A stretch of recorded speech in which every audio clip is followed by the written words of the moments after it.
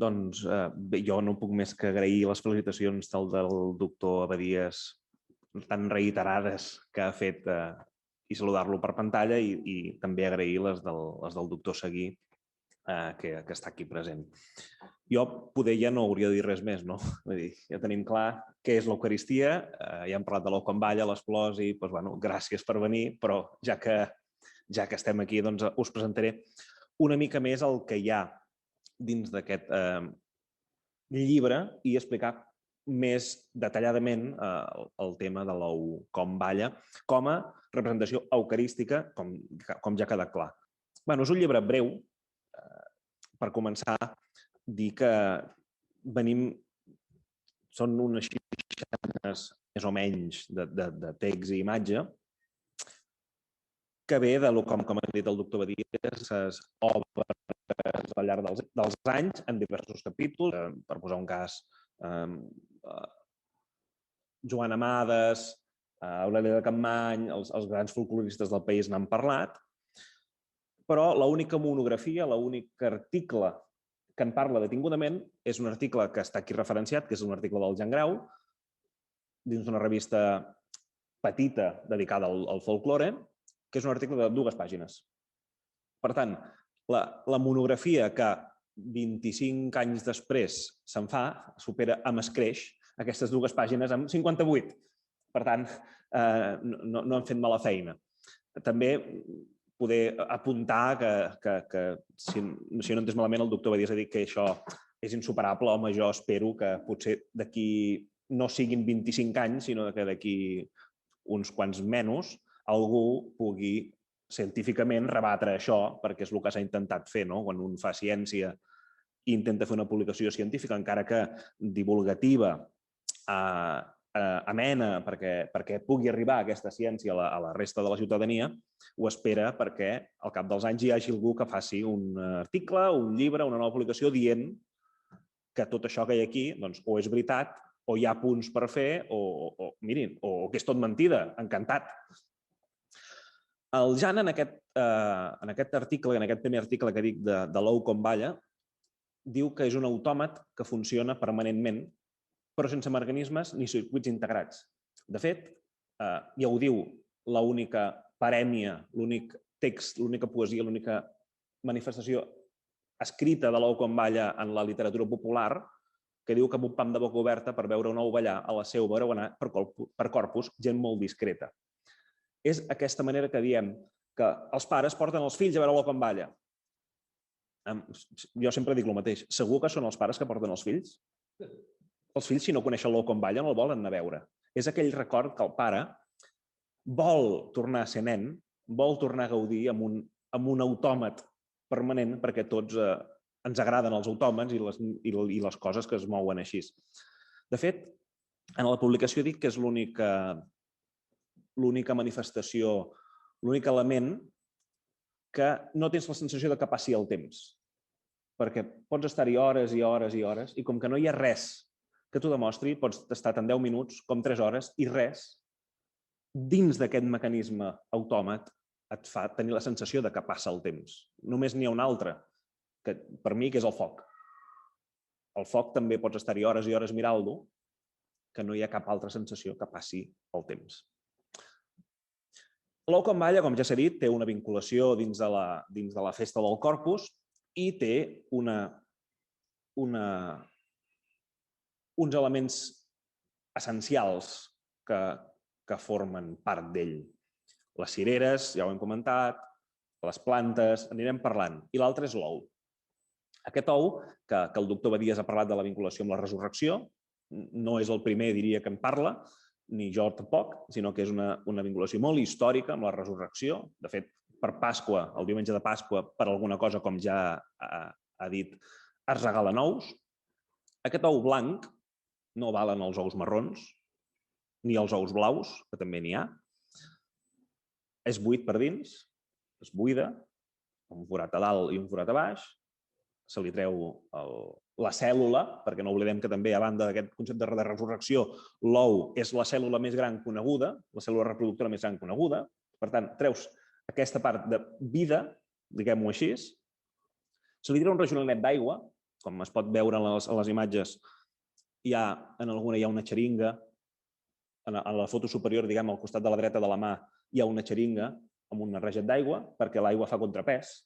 Aquest és el secret de l'ou com balla. Els ous de Porexpan o de plàstic que es posen actualment no ballen igual, i això ho diu la gent amb certa experiència, per dir-ho així.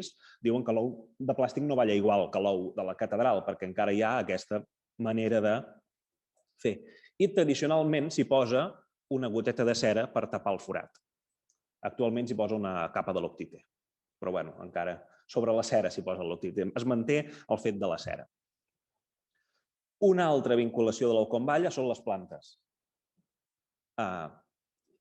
Aquestes plantes que s'enramen, i tenim un vídeo que podem veure, que és un vídeo que és un time-lapse, que és el muntatge de l'ou com balla del confinament d'aquest 2020, on podrem anar veient tots els elements que conformen actualment. Són flors diverses que sobre aquest templet de Sant Jordi, sobre aquesta font del claustre de la catedral, es van posant, en primer lloc, unes guirnaldes que, diguem, embolcallen tot el templet, tota la font.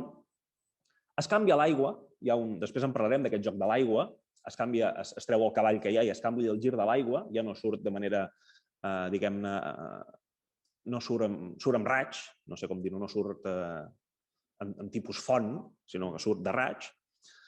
S'hi posa aquest característic engalanament, aquestes guirnaldes, aquestes enramades superiors de flors, actualment és bruc i flors de clavells i flor, diguem-ne, parlant clar i català, de flor barata de floristeria. I després hi posen uns poms, uns rams al voltant del templet i, finalment, la panera de cireres, que és una menja actual, i es diu que si no hi ha cireres, no hi ha ginesta, no hi ha corpus, que tenen, actualment, diria que és l'únic ou com balla que posa una panera de cireres, que és aquell tradicional. Algú diu, és que la catedral ho voleu fer així. Home, jo diria que això que ho volem fer així, estic molt content, estem tots molt contents que es facin ou com balles arreu del país, però que diguin que aquí ho voleu fer així i nosaltres ho fem d'una altra manera, perdoni, va estar 200 anys abans que tots els altres sol amb una panera de cireres, per alguna cosa serà. A banda de per la vinculació eucarística, que dèiem el calç amb la sang, té un altre secret, que és que les cues de les cireres es deixen cap dins. Actualment són, ara us diré un secret que no ens sent ningú, les cireres actualment són de plàstic, però són cireres. Antigament eren cireres enramades i les cues cap dins, que fa que a banda que la cirera sigui tova, la cua fa un efecte molla sobre l'ou que impedeix o que dificulta que es trenqui. Quan s'acaba de posar la panera de cireres adornada amb clavells blancs i vermells, si us heu fixat, faig la propaganda, amb el llibre és blanc i vermell, i si es gira l'escut de la catedral, l'escut capitular, també és blanc i vermell, per tant, els colors també tenen un simbolisme important. Les plantes. Les plantes actualment, com us he dit,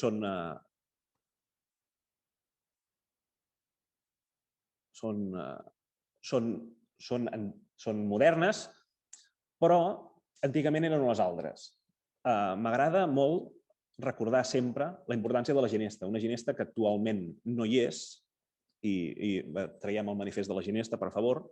Enguany sembla, i és una notícia en primícia, que per Corpus a la catedral tornarà a haver-hi ginesta, que és una flor de corpus. Si no hi ha ginesta, no hi ha corpus, això es deia.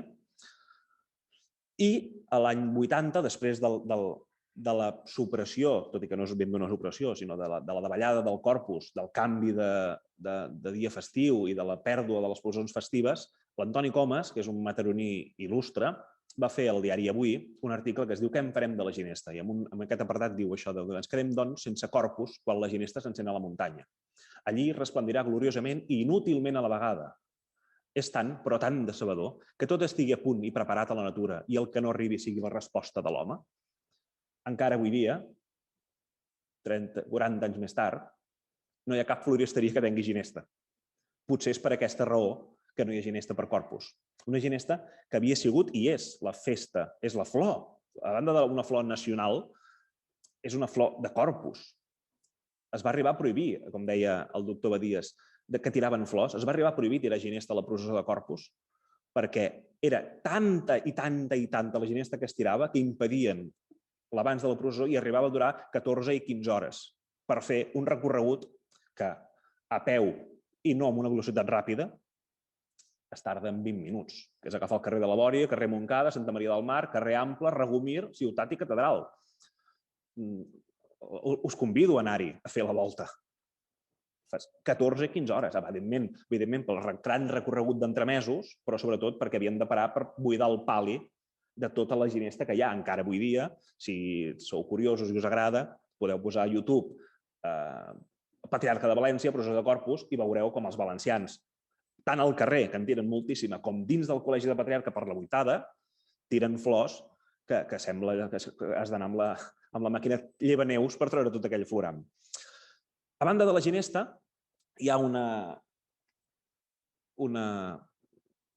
compra, que és una gran primera compra de flors, l'any 1378, que diu que per la festa de Corpus Christi costa entre rama de l'or, de llorer, de taronger, vern, bova i flor de ginesta, evidentíssimament, neules, or i pell i fil prim d'en Palomar, i d'aquells que ajuden a enramar, 45 sous.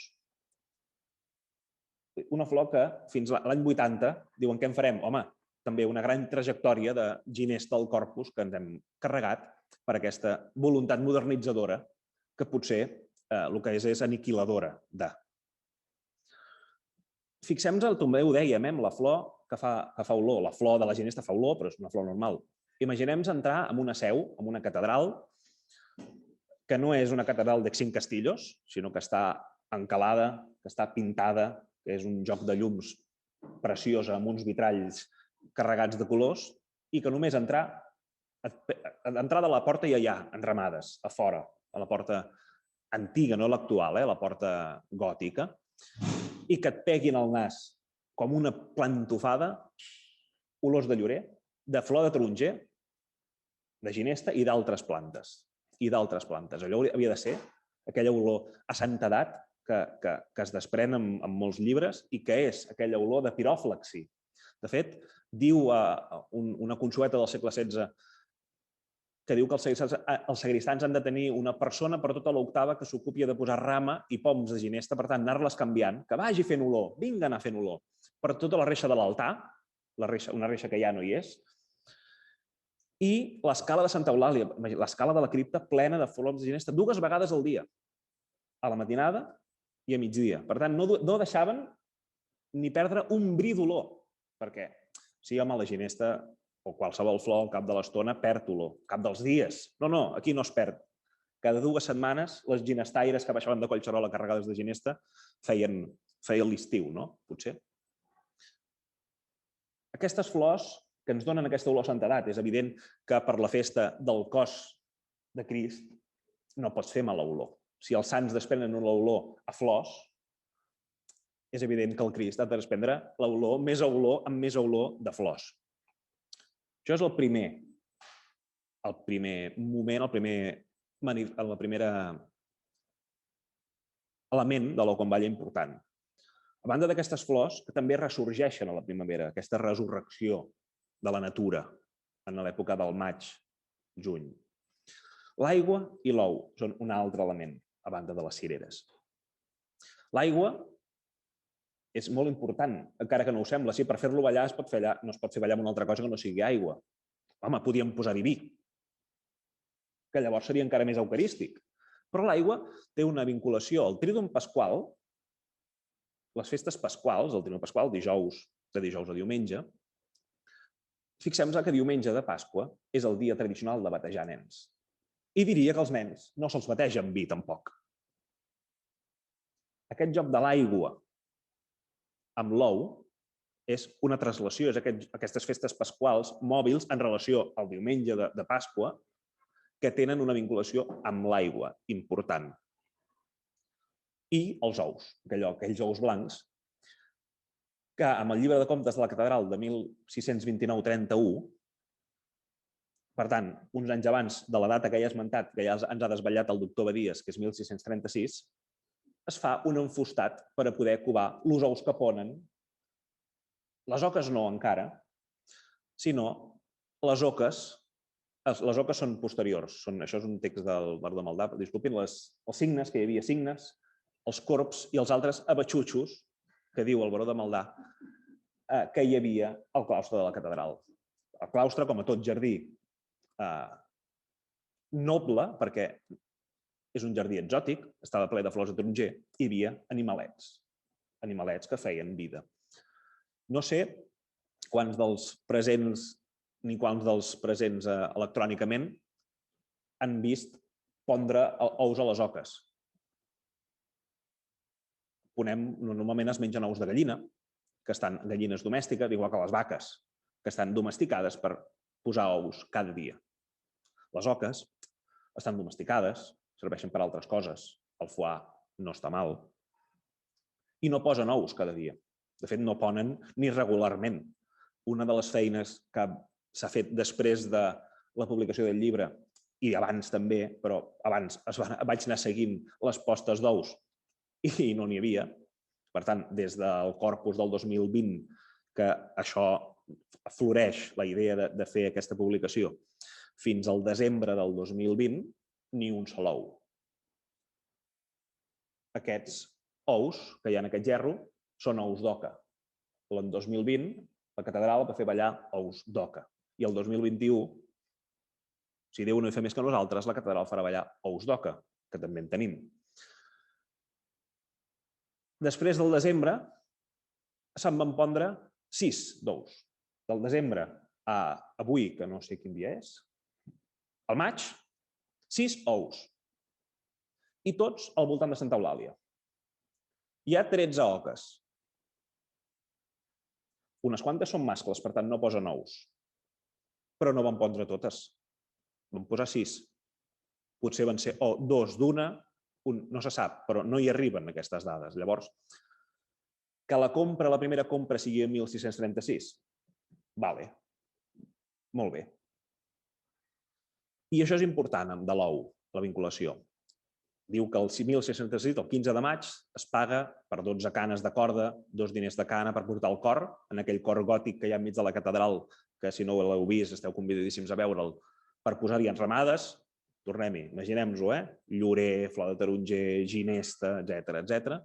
Tinc donat els criats dels monjos per escombrar i netejar los safareigs. Evidentment, l'aigua estancada fa oloreta. I si enramem d'ou, de flors, i tenim l'oloreta de l'aigua, no caldria fer tampoc l'olor que mereix la festa. Una corda travessera per travessar el cor de les enramades. Ítem per l'ofedit que ha girat l'aigua. És important allò de girar l'aigua. Ja us ho he dit quan vèiem el vídeo, que una de les primeres coses que es fa és treure el cavall de Sant Jordi, el cavall que hi ha, i es gira l'aigua, es canvia la direcció, per dir-ho així.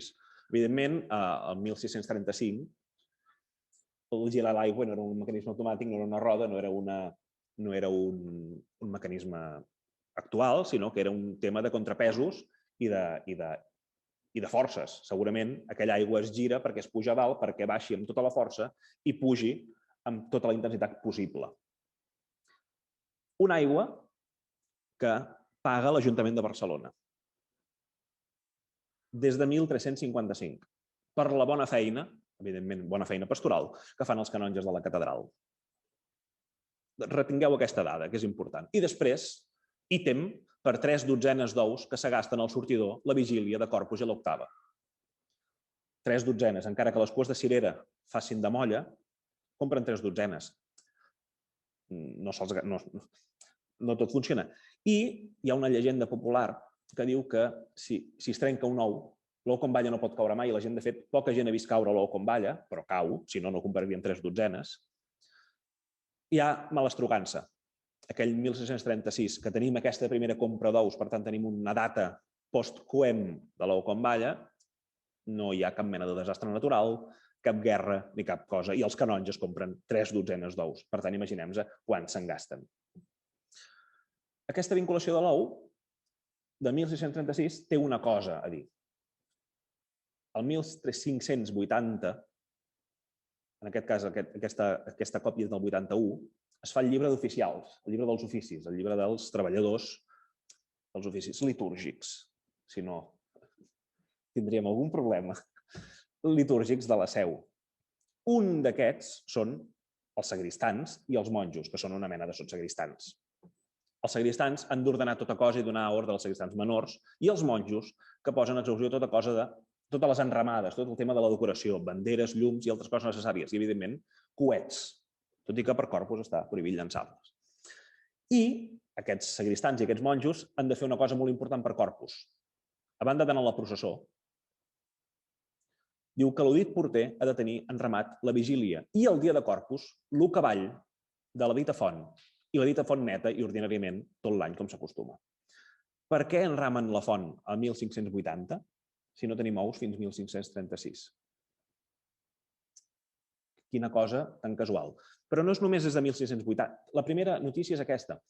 Però en aquestes compres d'una partida dels llibres d'obra de la catedral, que són els llibres de la lluminària, del que els que acaben espelmes, que són també els encarregats del dia de Corpus, generalment, hi ha em sembla que és un trifoli, una cosa molt petita, que segurament n'hi havia més, però és una sèrie perduda, pràcticament, que són els acaptes de la custòdia. En aquests acaptes de la custòdia hi ha unes despeses de 1411, 12 i 13, on un tant mossèn Gambrill Gumbau, canonge, fa comprar a la lluminària clavells blancs i vermells, em permetré tornar a fer publicitat del llibre, blancs i vermells, l'escut capitular, per enramar la custòdia. Aquella custòdia d'or sobre el tron del rei Martí està enramada per flors. Podria ser que hi hagués una relació entre aquesta representació eucarística amb la cirera, amb l'ou, amb l'aigua, que casualment a finals del segle XVI les custòdies que es posen de moda, les custòdies barroques, tenen forma de sol. Podria tenir una relació amb que després de dir durant anys i anys i anys de fer aquesta cosa tan catalana, que dir que tot ve de fora, que res és nostre, que si això venia d'Itàlia, que si tomba, que si gira. Podria ser que l'única font, això sí que és documental, no s'ha trobat res a Itàlia, res a França, res a Bèlgica, on tenen uns estudis molt seriosos sobre Corpus i sobre la festa i sobre el patrimoni immaterial que se'n diu ara. Res d'ous com balla, ni de jocs amb aigua, amb bous, cireres i flors. Que si a l'Alhambra de Granada feien res, cap mena de documentació. Sí que hi ha documentada, però, una festa eslava per Pasqua, on fan uns jocs amb bous i aigua. I les fan en representació del sol. Quina casualitat més maca que aquí, a finals del segle XVI, es portin unes custòdies en forma de sol, que els eslaus tinguin una festa en forma de sol i que el dia de naixement, tot i que m'atreviria a dir, com ja va dir el mossèn Armand Puig, que no va néixer el dia de Nadal, i això està escrit, no ho dic jo, ho diu una autoritat biblista com mossèn Armand, que la festa de Nadal és l'antiga festa romana del ojo al dato, del sol invicte. Hi ha una vinculació molt clara entre el Crist i el sol, entre aquestes custòdies i el sol. I si ens hi fixem en aquest gravat que ha fet el Jordi Sacases, express per el llibre no es veu, però sí que hi ha alguna foto a dins, i potser en alguna de les que aquí diria que no, que es veu com si els rajos de l'aigua tinguessin aquesta forma de custòdia, aquesta forma de sol d'aquells rajos. Quines grans casualitats que enramis la custòdia en principis del XV, que a finals del XVI trobem la primera documentació d'enramar la font, abans no hi ha cap mena de documentació d'enramar la font, no la tenim documentada, i que l'ou com ball es faci 50 anys més tard. Podria ser que fos una cosa que hi haguessin els ous a la catedral. Podria ser. Una de les coses que ens ho fa suposar és que a 1559 s'institueix un ofici no litúrgic, que és el batlle de les aigües brutes, dit pel baró de Maldà el batlle de les pixarelles. Aquesta institució d'aquest ofici el fa, evidentment, de les aigües brutes. No cal ser un doctor en física teòrica quàntica per saber el que es dedicava a fer en aquest bon senyor, que era netejar safaretjos, girar l'aigua i enramar la font. S'institueix el 1559. Hem de creure... Des d'aquesta data no hi ha comptes a l'obra de la Seu, d'Aus com Balla. N'hi ha el 36, n'hi ha el 37, n'hi ha el 38, n'hi ha el 39, n'hi ha el 43. Aquí sí que va haver una guerra i possiblement podríem suposar que n'hi ha el 46. I va haver-hi intermitències. Des del 59, a les llibres de comptes normals de l'obra, cap ni un. Hem de creure que un tal Batlle de les Aigües Brutes no comprar ous fins al 1675, com diu el text superior a la imatge, que diu que es gasta 2 lliures i 10 sous, i dites són per l'estranyer a l'església a netejar el dia de Corpus de 1575, més 3 sous per netejar el safareig i el sortidor per Corpus de l'any, més per una dotzena d'ous per el sortidor del dia de Corpus i 3 sous per 2 lliures de cireres. Ens hem de creure que està 20 anys pràcticament o 15 anys sense fer saló com Balla? No. Si tenim una sèrie de batxutxos al dins del claustre de la Seu que tenen ous i que en posen, potser només els compraven quan feia falta. Que és una cosa que em sembla que tots els que no som multimilionaris fem, que és comprar les coses quan fan falta. Ningú es creuria que els canonges o que els sagristans o que els monjos de la Seu anessin comprant ous quan en tenen una producció regular o no a la catedral. Sobre aquest element de l'aigua que us he dit que guardeu, l'any 1817 es va fent, l'Ou com Balla, el Bord de Maldà l'esmenta i diu que la gent culta va veure les enramades dins de l'església i els badocs, suposo que la gent com jo, la gent que no té cap mena d'intel·ligència, van a veure l'Ou com Balla, a emmirallar-s'hi i a passar-li les hores. Això ho diu el Bord de Maldà. El Bord de Maldà també escriu que l'any 1817 l'Ajuntament torna a posar l'aigua, aquella aigua que havia posat el 1355, fa com un aport d'aigua important per tornar a fer l'Ou com Balla, després dels desastres econòmics de la guerra del francès, on s'ha de suposar que l'Ou com Balla no es va fer. I l'Ajuntament pren la iniciativa de pagar l'aigua del claustre de la Seu un altre cop per fer l'Ou com Balla. Per tant, hi ha una mena de una identificació de l'Ou com Balla amb els barcelonins. L'Antonio Baños, quan van fer un programa en ple confinament parlant de turisme, del patrimoni eclesiàstic, a la catedral, al claustre, va entrar per la porta que hi ha just davant, una porta que està normalment tancada, just davant de l'Ou com Balla, al costat de la col·lectoria, hi ha vicaria, sortim per la porta i aquí hi ha una porteta. Va entrar per aquella porta, es va posar les mans al cap i va dir «Oh, la font de l'Ou com Balla!» I jo vaig pensar, mare de Déu, i aquest senyor va fer un programa de patrimoni. Però penses, clar, si és que l'Ajuntament de Barcelona té una festa que es diu la Festa de l'Ou com Balla, que casualment es fa el mateix dia que Corpus, doncs, home, hi ha aquesta vinculació i ens ha sobrepassat aquest Ou com Balla a Corpus. Ara ja han posat Corpus i l'Ou com Balla. Fan les dues festes, una de les quals, si algú sap què s'hi fa, que m'ho vingui a explicar. Hi ha una expansió. L'any 1992, la societat civil, diguem-ho així, tot i que és una falsedat, la societat civil recupera Corpus, torna a sortir els gegants a la processó, torna a sortir el bestiari, torna a sorgir tots els antics entremesos que sortien i que arren del Vaticà II i les noves visions deixen de sortir a la processó.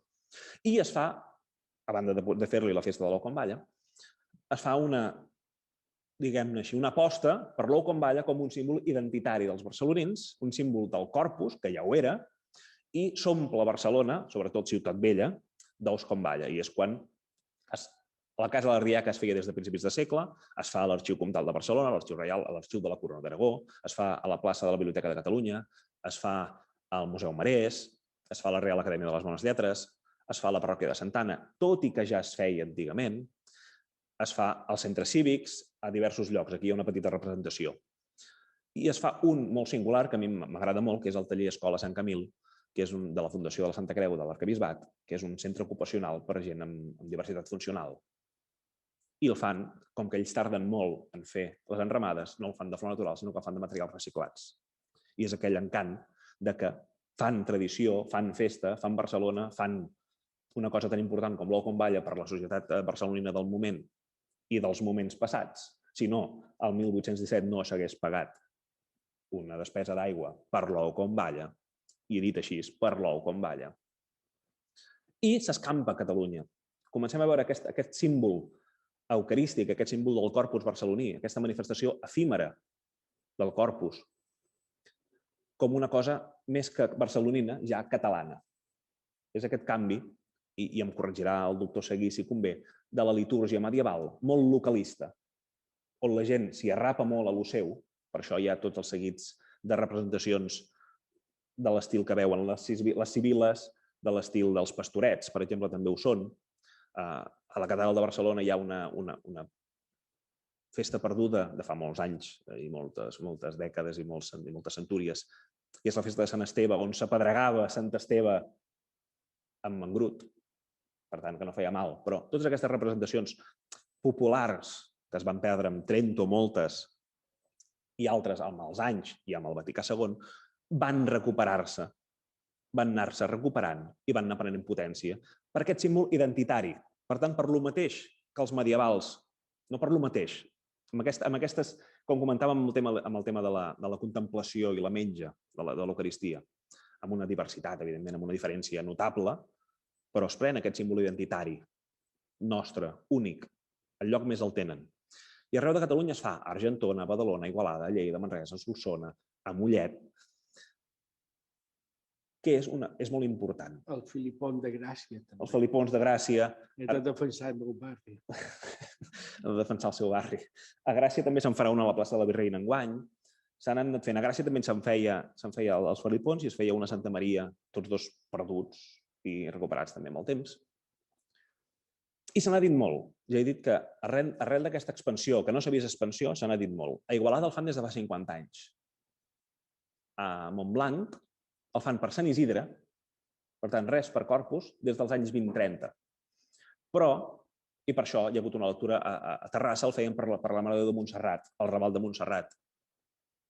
Hi ha hagut una lectura, com que tot venia de fora, com que era una cosa napolitana, que ens va portar el rei Alfons, o venia de no sé on, o era dels moros, o qualsevol... Moro com a paraula tècnica, La gent que ha estudiat història medieval i el fenomen conquesta sap que moro és una paraula tècnica escrita a les cròniques. És una cosa que venia, que no era nostra, amb aquesta cosa tan catalana, que el més maco és el de fora. S'havia dit que, clar, que es feia, que era una cosa que es feia per les festes i tal i qual, i que els nobles del carrer Montcada ho feien, no sé en quines fonts, perquè l'Alberto García Espuche ha fet un llibre com 15 dels meus, on no troba a cap casa del carrer Montcada ni una font. Home, ja em diran vostès com el feia l'ou com balla. El hauríem fer, en aquest cas, el que dèiem, no amb vi o amb cervesa o amb Coca-Cola, tampoc ho crec. Llavors, és important aquesta manifestació. S'ha dit molt, però tot arreu ho fan copiant la catedral, i així ho diuen els textos. I així ho diuen els textos. Fem un ou com balla, com el que es fa a la catedral per Corpus. I a les primeres manifestacions d'això, d'Igualada, de Sitges, de Montblanc, us he dit que el fan per Sant Isidre, dient que copien el que fan a la catedral per Corpus, és això. De fet, aquest ou com balla d'arreu del món, a finals mitjans de la dècada dels 50 del segle XIX, hi ha un article al diari que diu que enguany també el faran per Santa Anna. Sortirà de la catedral.